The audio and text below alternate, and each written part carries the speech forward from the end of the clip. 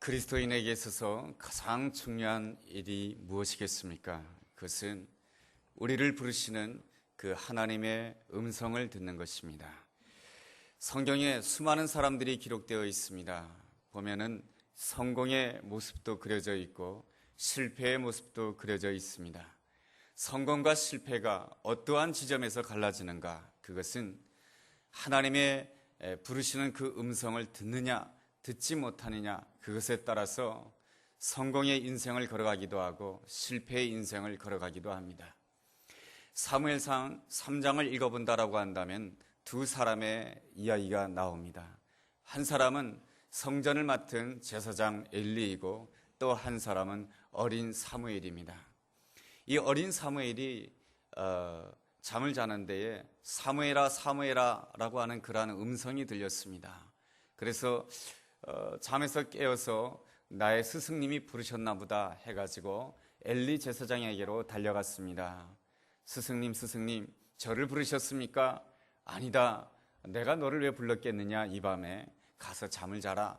그래서 다시 가서 잠을 청하였습니다. 다시 잠을 청하는데 또 들립니다. 사무엘아 사무엘아. 또 일어나서 엘리 제사장에게로 달려갔습니다. 스승님 저를 찾으셨습니까? 아니다, 내가 왜 너를 찾겠느냐, 가서 잠이나 자라.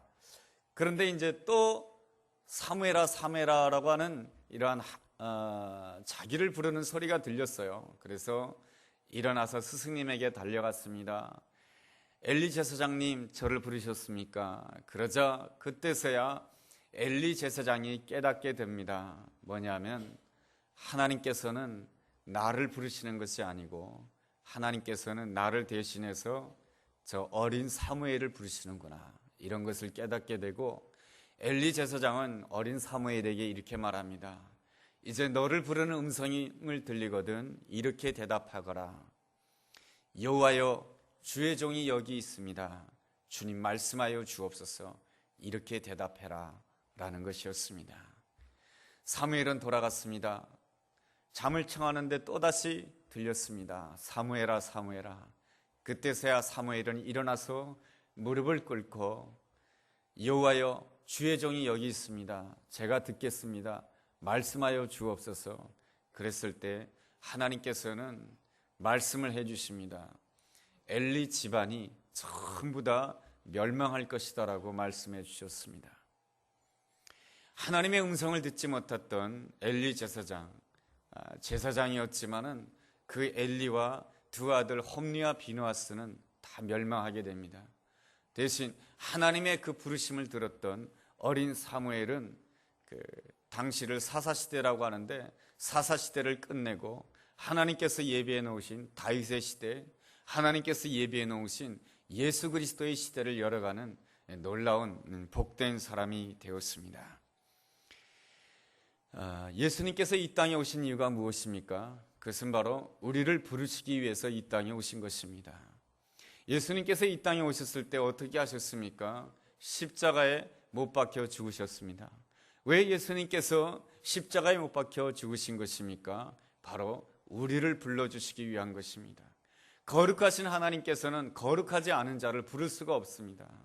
거룩하신 하나님께서 죄인인 우리를 불러주시기 위해서 우리의 죄를 대신해서 예수님께서 십자가에 죽으셨습니다. 그리고 나서 우리를 불러주신 것입니다.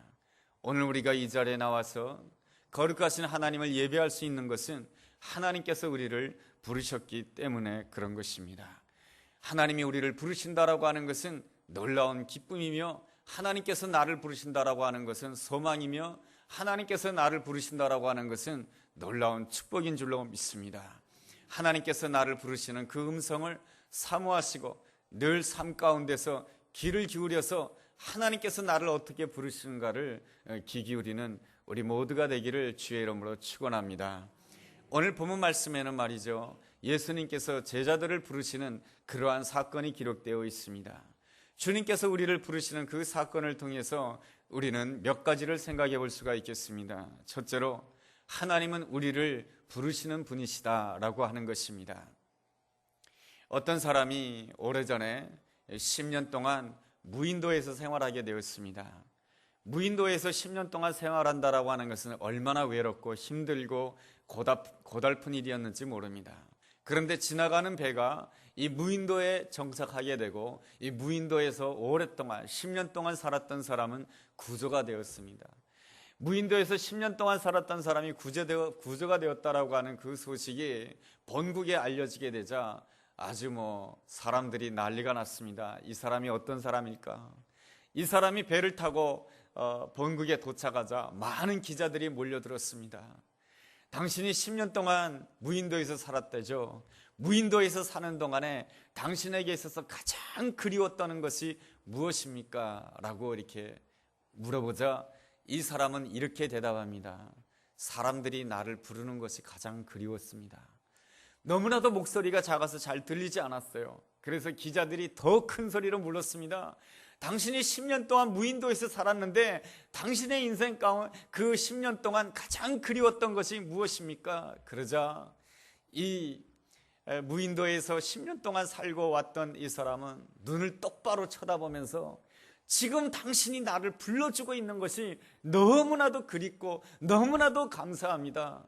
나는 10년 동안 무인도에서 살면서 아무도 나를 불러주지 않았다는 거예요. 아침에 일어나도 아무도 안 불러주고 길을 걸어가도 아무도 불러주지 않고 잠을 잘 때도 어느 누구도 나에 대해서 불러주거나 나에 대해서 안부를 묻는 사람이 아무도 없었다라고 하는 것입니다. 누군가 나를 불러준다라고 하는 것은 얼마나 귀한 일이고 복된 일인지 모릅니다. 우리가 어린 시절에, 저도 어린 시절, 여러분들도 다 어린 시절이 있었지요. 어린 시절에 보면은 놀기를 좋아합니다. 그래서 놀 때에 친구를 부르죠.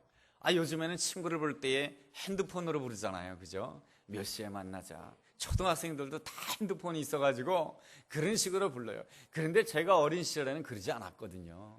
친구들이 우리 집 앞에 와서 철규야 놀자 그러면은 제가 밥 먹다가 말고 그냥 뛰쳐나가는 것입니다. 왜냐하면 친구들이랑 같이 노는 것이 얼마나 좋은지 몰라요. 그래서 함께 놀고, 그리고 자기들이 놀 때 자기들끼리만 안 놀고 날 불러준다라고 하는 것이 얼마나 기쁘고 또 그 속에서 나의 존재 가치를 느끼는 것 아니겠습니까?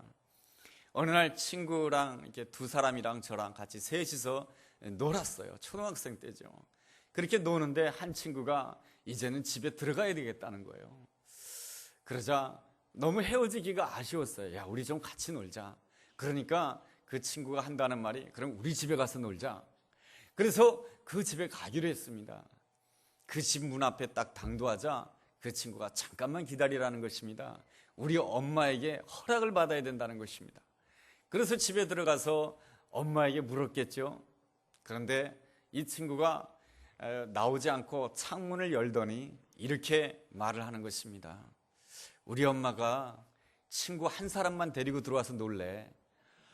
이러한 말을 들으니까 그 친구랑 나와 이 둘 중에 하나가 선택을 받고 하나가 선택을 받지 못하게 되었어요. 근데 그 친구가 저를 주목하지 않고 내 옆에 있는 친구를 지목하고 그 친구만 집에 들어오라는 거예요. 이 친구도 너무 의리가 없지. 그럼 우리 다음에 놀자 그러면 얼마나 좋아요. 그런데 이 친구는 나를 보지도 않고 자기 혼자 집으로 들어가는 거예요. 나는 초대를 받지 못했으니, 나는 부름을 받지 못했으니 들어갈 수가 없잖아요. 그래서 발길을 돌려서 집으로 돌아오는 그 길이 얼마나 슬프고 얼마나 힘들고 그날 그때의 그 기억이 아직도 사라지지 않습니다. 아무도 나를 부르지 않는다라고 하는 것은 얼마나 힘들고 어려운 일인지 모릅니다.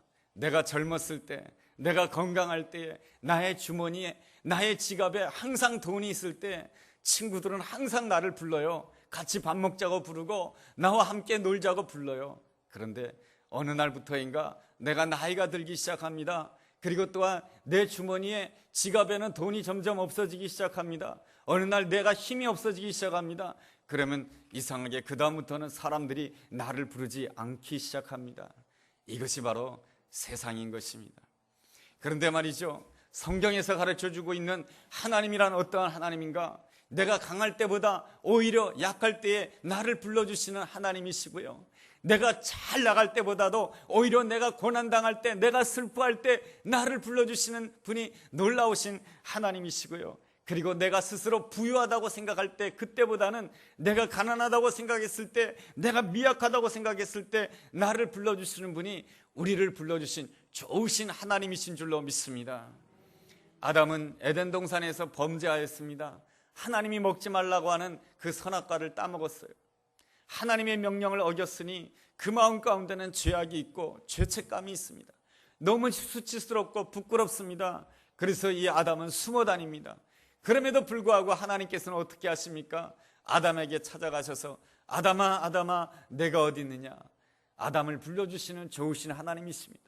우리가 하나님 앞에 범죄했다 할지라도 하나님께서는 나를 불러주시는 좋으신 하나님이신 줄로 믿습니다. 베드로는 예수님께서 십자가에 못 박히실 때 예수님을 모른다고 3번씩이나 부인했던 사람이 베드로예요. 참 못난 베드로이고 비겁한 베드로예요. 나 같으면 베드로와 절대 만나지 않을 거라고 생각해요. 내가 예수님이란 말이죠. 그러나 우리 예수님께서는 부활하신 다음에 갈릴리 바닷가에 다시 찾아오셔가지고 베드로야, 베드로야, 내가 너를 사랑한다, 내가 너를 사랑한다. 예수님께서는 그 베드로를 향해서 3번씩 부르십니다. 3번 불렀다라고 하는 것은 무엇입니까? 모든 게 3세번이어서 3번 부른 것입니까? 그것이 아니고요, 3이라고 하는 숫자는 완전수를 뜻하는 것입니다. 우리 주님께서는 이 베드로가 응답할 때까지 부르신 거예요. 우리 주님께서는 오늘도 우리 삶 가운데 찾아와 주셔서 내가 적극적으로 응답할 때까지 나를 불러주시는 좋으신 하나님이신 줄로 믿습니다. 삭개오도 부르셨고요, 또한 주님께서는 길을 걸어가시다가 누구를 부르셨습니까? 문둥병자를 부르셨어요. 예수님께서는 문둥병자 고쳐주지 않았습니까? 여러분, 문둥병이라고 하는 거 얼마나 무서운 병입니까? 어느 누구도 문둥병자 걸린 사람을 불러주지 않아요. 함께 있어주질 않아요. 그런데 우리 예수님께서는 불러주셨어요. 예수님께서 나를 부르신다라고 하는 것은 얼마나 놀라운 일인지 모릅니다. 예수님께서 문둥병자를 부르셨을 때 그 문둥병자에게 있었던 그 악한 질병이 예수의 이름으로 떠나가게 되는 놀라운 역사가 일어났습니다. 예수님께서 베드로를 부르셨을 때 베드로 마음 가운데 있는 그 죄책감과 수치감과 부끄러움이 다 떠나가게 되는 놀라운 역사가 일어났습니다. 예수님께서 부르실 때는 어떤 역사가 일어납니까? 악한 질병이 떠나갈 것이며, 예수님께서 나를 부르실 때는 내 마음 가운데 있는 근심이 떠나가게 될 것이며, 예수님께서 나를 부르실 때는 내 안에 죄악으로 인한 수치감과 부끄러움, 그 모든 것들이 예수의 이름으로 떠나가게 될 줄로 믿습니다. 그러므로 우리에게 가장 중요한 것은 무엇입니까? 주님께서 나를 부르시는 놀라운 음성을 듣는 것이야말로 우리 삶 가운데 가장 소중한 것인 줄로 믿습니다. 우리 주님께서는 오늘도 우리를 부르고 계십니다. 예배를 통해서 오늘도 부르고 계시고, 기도회를 통해서 우리를 부르고 계시고, 내가 무릎 꿇는 시간을 통해서 우리 주님께서 나를 불러주신 줄로 믿습니다. 여러분, 지난주서부터 20일 동안 저녁 기도회를 하고 있습니다. 20일 동안 날마다 저녁에 나와서 우리 성도님들이 간절하게 하나님 앞에 기도하고 있습니다. 많은 사람들이 나와서 기도하고 있습니다. 아직 시간이 잘 안 돼서 나오지 못하신 분도 함께 나와서 기도했으면 좋겠습니다. 그리함으로 말미암아서 하나님께서 나를 부르시는 그 놀라운 음성에 내가 적극적으로 믿음으로 응답한다라고 한다면, 하나님의 부르심에 적극적으로 응답한다라고 한다면, 내가 생각지도 못했던 그 놀라운 역사가 우리 삶 가운데 아름답게 일어나게 될 줄로 믿습니다. 둘째로, 하나님께서는 우리를 부르실 때에 예배 시간을 통해서만 부르시는 것이 아니고, 하나님께서 우리를 부르실 때는 일상생활을 통해서도 우리를 불러주시는 그러한 주님이신 줄로 믿습니다. 주님께서 모세를 부르실 때 언제 부르셨습니까? 모세가 양을 치고 있을 때 부르셨습니다. 모세는 본래 40세까지 애굽의 왕자로 성장했던 사람입니다. 애굽의 왕자로 성장했던 사람이 이제는 40세부터 80세까지 그 광야에서 양을 치는 사람이 되었습니다. 여러분, 과거에 왕자의 신분을 가졌던 사람이 광야에서 양을 친다라고 하는 것이 보통 일이겠습니까? 이 굉장히 어려운 일이에요. 그렇죠. 그럼에도 불구하고 이 모세는 40년 동안 원망하지 않고 불평하지 않고 양을 성실하게 쳤어요. 그렇지만은 아무도 모세를 알아주지 않았고 아무도 모세를 부르지 않았습니다. 그렇지만은 모세가 40년 동안 사람이 보지 않는다 할지라도 나에게 주어진 그 양떼를 최선을 다해서 양을 치게 되었을 때에, 하나님의 때가 되었을 때 하나님께서는 떨기나무를 통해서 모세를 불러주신 줄로 믿습니다. 하나님께서 모세를 부르실 때 어떤 역사가 일어났습니까? 모세는 양치기에 불과했지만은 하나님께서 부르시는 그 순간부터 모세는 이스라엘의 지도자가 되었고, 모세는 이스라엘 백성들을 이끌고 하나님께서 예비해 놓으신 적과 꿀이 흐른 땅으로 인도하는 놀라운 하나님의 사람, 하나님께서 세운 아름다운 지도자가 된 줄로 믿습니다. 여러분, 다윗도 마찬가지인 것이죠. 다윗도 자기 생활에 충실히 했던 사람이에요. 양을 열심히 치는 사람입니다. 그런데 아무도 이 다윗을 부르지 않는 거예요. 사무엘이 다윗의 집안에 찾아왔습니다. 여러분, 사무엘이 다윗의 집안에 찾아왔다고 하는 것은 놀라운 일이에요. 당시의 왕은 사울 왕이었지만은 모든 국민들로부터 지지를 받고 있고 존경을 받고 있는 사람이 사무엘이었어요. 사무엘이 다윗의 집안에 찾아왔다라고 하는 것은 너무나도 경사스러운 일이에요. 그렇다라고 한다면 아버지 이새는 당연히 모든 아들들을 다 오라고 해가지고 사무엘 앞에서 인사를 소개시키고 사무엘과 함께 식사를 하는 그런 아름다운 시간을 가져야 되는 것이 당연하지 않습니까? 그런데 말이죠, 다윗은 광야에서 양을 치고 있는데 아버지 이새는 그 아들을 부르지 않아요. 다윗이란 어떤 사람인가? 아버지도 부르지 않는 사람이에요. 아버지도 부르지 않는 사람인데 그 다윗을 누가 불렀습니까? 하나님이 부르신 거예요. 사무엘 선지자를 통해서 내가 택한 사람들은 이세 아들 중에 없다, 다른 아들을 불러라. 그랬을 때에 누구를 부르게 됩니까? 바로 다윗을 부르게 되는 것 아니겠습니까? 자기 일에 충성했던, 사무엘이 자기 집에 온지도 몰라고 양을 치며 성실하게 감당했던 이 다윗을 하나님께서 부르심으로 인해서 다윗은 단순한 양치기였지만은 이스라엘 역사 가운데 전에도 없었고 후에도 없는 가장 위대한 왕으로 하나님의 은혜 가운데 세움을 받는 복된 사람이 되었습니다. 이렇듯 하나님께서 우리를 부르신다라고 하는 것은 얼마나 놀라운 일인지 모릅니다. 하나님께서 누구를 부르십니까? 사람들이 알아주든 알아주지 않든지 간에 하나님께서 내게 주신 그 자리에서 충성하는 사람을 하나님께서는 하나님의 때에 반드시 부르신 줄로 믿습니다. 그래서 골로새서 3장 23절에 무슨 일을 하든지 마음을 다하여 주께 하듯 하고 사람에게 하듯 하지 말라고 말씀해 주십니다.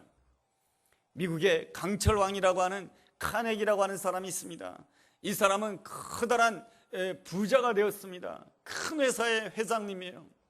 그런데 그 회사에 한 사람이 취직을 하게 되는데 그 사람의 이름은 찰스 스왑이라고 하는 사람입니다. 이 찰스라고 하는 사람은 초등학교 졸업자예요. 그러다가 보니까 좋은 직장에 좋은 직책을 얻을 수가 없었어요. 그래서 직장에 들어와서 하는 일이라고 하는 것은 청소하는 일이었어요.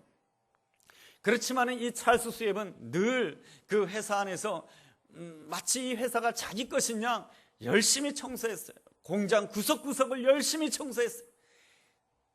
그러자 옆에 있는 사람들이 이야기합니다. 너 뭐 그렇게 열심히 청소하느냐? 너 그렇게 열심히 청소한다고 해서 누군가 알아줄 줄 아느냐? 그러한 비아냥 소리도 들었지만은 이 찰스는 열심히 청소했어요. 오랫동안 충성을 다하다가 보니까 그의 성실함이 사람들에게 알려지게 되었어요. 그래서 그는 정원사로 옮겨지게 되었어요. 회사의 정원을 가꾸는 그러한 사람이 되었어요. 근데 그가 얼마나 성실한지 그 아름다운 성실이 이 카네기 귀에까지 들어오게 되었어요. 그래서 이 카네기 씨가 그를 눈여겨보다가 그를 자신의 비서로 채용하게 됩니다. 이 찰스는 그 비서로 일하면서 언제나 마치 회장님의 분신처럼 늘 열심히 일하였습니다. 그러면서 그는 자신의 소신을 이렇게 밝힙니다. 나는 회사의 주인으로서 오리를 가자 하면 나는 십리를 갈 것이며 속옷을 달라 하면 겉옷을 주는 심정으로 나는 항상 일합니다. 그는 항상 그렇게 일했습니다. 카네기 씨가 이제 나이가 들게 되었어요. 이제 은퇴하게 될 때가 되었습니다. 그러자 회사 안에서는 술렁거리기 시작했습니다. 누가 후계자가 될 것인가? 저 사람이 후계자가 될 것인가? 아니면 이 사람이 후계자가 될 것인가? 누가 후계자가 될 것인가 하는 것은 중요하지 않습니까? 어느 줄에 서야 내가 승진할 수 있을지 알 수 있었기 때문에 그런 것이죠. 그래서 사람들은 말합니다. 누가 후계자가 될까? 그 사람은 아마 하버드 대학을 나온 아무개가 후계자가 될 거야. 아니야, 후계자가 될 사람은 프린스턴 대학을 나온 아무개가 후계자가 될 거야. 사람들은 저마다 후계자가 이러한 사람이 될 것이다, 저러한 사람이 될 것이다, 그것을 가지고 추측하고 있었습니다. 드디어 카네기 씨가 모든 회사원들 앞에서 자신의 후계자를 지명하게 됩니다. 그 후계자는 다름 아닌 찰스 수엡이었던 것입니다. 찰스 수엡은 깜짝 놀랐던 것입니다. 왜 찰스 수엡이 그 카네기 씨의 후계자가 될 수가 있었던 것입니까? 그것은 바로 남이 보든 안 보든 자기 일에 충성하였기 때문에 그런 것입니다. 그러기에 그는 회장이 부르는 자가 되었고, 회장의 그 부르심을 받음으로 인해서 그 회장의 후계자가 된 것입니다. 여러분, 회사의 주인은 누가 주인처럼 일하는지 금방 압니다. 사람도 한 회사의 주인으로서 누가 주인처럼 일하는지 알고 있는데, 영원하신 하나님, 모든 인생의 주인이신 하나님, 온 우주의 하나님께서 우리의 중심을 보지 못하시겠습니까? 오늘 내가 주어진 그 삶의 자리가 힘들고 어렵다 할지라도 그 자리에서 하나님께서 주어진 그 자리에 충성을 다한다라고 한다면 하나님께서는 반드시 나를 부르시고, 하나님께서 나를 부르실 때에 내 삶 가운데 새로운 변화, 놀라운 축복의 역사가 일어나게 될 줄로 믿습니다. 하나님의 역사는 바로 이렇게 하시는 것입니다. 셋째로, 하나님께서는 우리를 일상생활에서 부르신 이유는 사명의 자리로 우리를 옮겨주시기 위한 것입니다. 하나님께서 양을 치던 모세를 부르셨습니다. 하나님께서 왜 모세를 부르신 것입니까? 모세만 부르기 위한 것이 아니에요. 모세만 부르기 위한 것이 아니고 모든 이스라엘 백성들을 불러 모아가지고 하나님께서 예비해 놓으신 적과 꿀이 흐른 땅으로 인도해 주기 위한 것이 바로 하나님의 뜻인 줄로 믿습니다. 하나님께서 오늘 본문에서 시몬을 부르시고 안드레를 부르시고 야고보를 부르시고 요한을 부르신 이유가 무엇입니까? 이 네 사람만 부르기 위한 것입니까? 아닌 것입니다. 이 네 사람을 통해서 수많은 사람들을, 죽어가는 영혼들을 하나님께서 부르시기 위해서 이 네 사람을 먼저 부르신 줄로 믿습니다. 여러분, 하나님께서 왜 나를 부르신지를 그 이유를 알아야 되는 것입니다. 여러분, 왜 이스라엘 백성들이 바벨론 포로로 끌려가고 왜 이스라엘 백성들이 나라를 잃은지 아십니까? 그것은 바로 이스라엘 백성들 스스로 생각하기를 하나님이 우리만 불렀다고 생각했던 것입니다.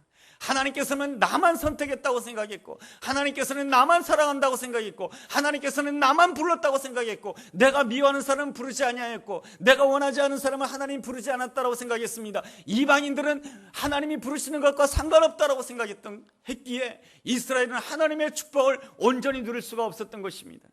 하나님께서 우리를 부르신 이유가 무엇입니까? 나를 통해서 내 옆에 있는 사람을 불러주시기 위한 하나님의 거룩한 뜻이 있는 줄로 믿습니다. 하나님께서는 나를 통해서 내 아내를 불러주시길 원하시고, 하나님께서는 나를 통해서 내 남편을 불러주시길 원하시고, 하나님께서는 나를 통해서 이웃을 부르시길 원하신 분이 바로 우리가 섬기는 하나님이신 줄로 믿습니다. 그래서 하나님께서는 오늘 본문에서 시몬과 안드레와 야고보와 요한을 부르신 다음에 뭐라고 말씀해 주십니까? 너희들은 사람 낚는 어부가 되라고 말씀해 주고 있습니다. 바로 사람을 낚는 자가 되어야 된다고 하는 것입니다. 우리 자신을 통해서 다른 사람을 하나님께서 부를 수 있도록 그러한 사람 낚는 어부가 되어야 된다고 하는 것입니다. 우리가 어떻게 사람을 낚을 수가 있겠습니까? 어떻게 사람 낚는 어부가 될 수가 있겠습니까? 우리는 사랑해야 될 줄로 믿습니다. 하나님은 사랑이시기에 우리 또한 사랑해야 되는 것입니다. 여러분, 이러한 말이 있습니다. 죽도록 미워하라, 그러면 너도 망하고 나도 망할 것이다. 반대로 죽도록 사랑하라, 그러면 너도 살 것이고 나도 살 것이다 라고 하는 것입니다. 우리는 부부간의 관계 속에서, 자녀와의 관계 속에서, 부모와의 관계 속에서, 이웃과의 관계 속에서 남이 알지 못하는 상처가 있고 아픔이 있고 눈물이 있고 고통이 있습니다. 그렇다 할지라도 하나님은 사랑이신 것입니다. 하나님께서 나를 불러주셨습니다. 언제 나를 불러주신 것입니까? 내가 하나님과의 원수 되었을 때, 내가 하나님 앞에서 죄인 되었을 때, 하나님 앞에서 부끄러운 자였을 때, 하나님 앞에서 수치스러운 자였을 때, 아담아 아담아 내가 어디 있느냐 하신 것처럼 나를 불러주신 줄로 믿습니다. 하나님께서 사랑으로 나를 불러주셨다라고 한다면 나 역시 내 옆에 있는 사람을 향해서 사랑으로 부를 줄 아는 그러한 복된 사람이 되어야 될 줄로 믿습니다. 내가 죽도록 사랑함으로 내가 내 옆에 있는 사람을 하나님께서 부르신다고 하는 것을 깨닫고 그를 부른다라고 한다면 우리의 삶 가운데 생명의 역사가 일어나게 될 줄로 믿습니다. 오늘은 가을입니다. 이렇게 양평 쪽에 이렇게 나가보면 가을의 단풍이 얼마나 아름답게 되어 있는지 몰라요. 그것이 왜 아름답습니까? 지난 가을에도 봤는데 이번에 봐도 또 아름다워요. 그 이유가 무엇이겠습니까? 그 안에 생명이 있기 때문에 그런 것입니다. 바로 하나님은 사랑이십니다. 그 하나님의 사랑이신 그 하나님께서 나를 부르셨습니다. 나를 먼저 부르셨습니다. 나를 먼저 부르셨다라고 하는 것은 바로 또 나를 통해서 하나님께서는 내 옆에 있는 아내를, 내 옆에 있는 남편을, 내 옆에 있는 이웃을 부르시기를 원하는 것이 하나님의 뜻인 줄로 믿습니다. 여러분, 11월 13일 날은 바로 추수감사주일이고, 우리가 또한 이 추수감사주일마다 우리가 총동원 주일로 지키고자 합니다. 내가 불러야 될 사람이 누구일까? 내가 사랑해야 될 사람이 누구일까? 우리가 그 사람을 기억하면서 우리가 기도해 줘야 될 줄로 믿습니다. 그럴 때 우리의 힘은 미약하지만 하나님께서 우리와 함께 하신다라고 한다면, 나를 부르신 그 하나님께서는 우리의 이웃도 우리 하나님께서 나를 통해서 불러주실 줄로 믿습니다. 그럴 때 나도 살고 그도 살고 함께 생명을 가진 자로서 하나님께 영광 돌리는 복된 은혜가 우리에게 함께 할 줄로 믿습니다. 이 놀라운 은혜가 우리에게 함께 하기를 주의 이름으로 축원합니다. 기도하겠습니다. 하나님, 우리를 불러주신 하나님의 놀라운 은혜에 감사드립니다. 내가 죄인 되었을 때, 내가 연약했을 때, 내가 하나님과 원수되었을 때 주님께서는 나를 위하여 십자가 지심으로 나를 불러주셨습니다. 주님의 그 놀라운 사랑의 부르심에 내가 온전히 엎드리기를 원합니다. 응답하기를 원합니다. 하나님 아버지, 주님께서는 나를 부르실 뿐만 아니라 나를 통해서 또한 내 옆에 있는 사람을 부르시는 것이 하나님의 뜻인 줄로 믿습니다. 주님, 내 옆에 있는 사람을 쉽진 않지만 사랑할 수 있는 마음을 주옵시고 위에서 기도해 줄 수 있는 마음 허락하여 주옵소서. 그리함으로 인해서 나도 주 안에서 살고 그도 주 안에서 삶으로 인하여서 하나님께 영광 돌리는 복된 인생이 되도록 주여 인도하여 주시옵소서. 예수님의 이름으로 기도했습니다. 아멘.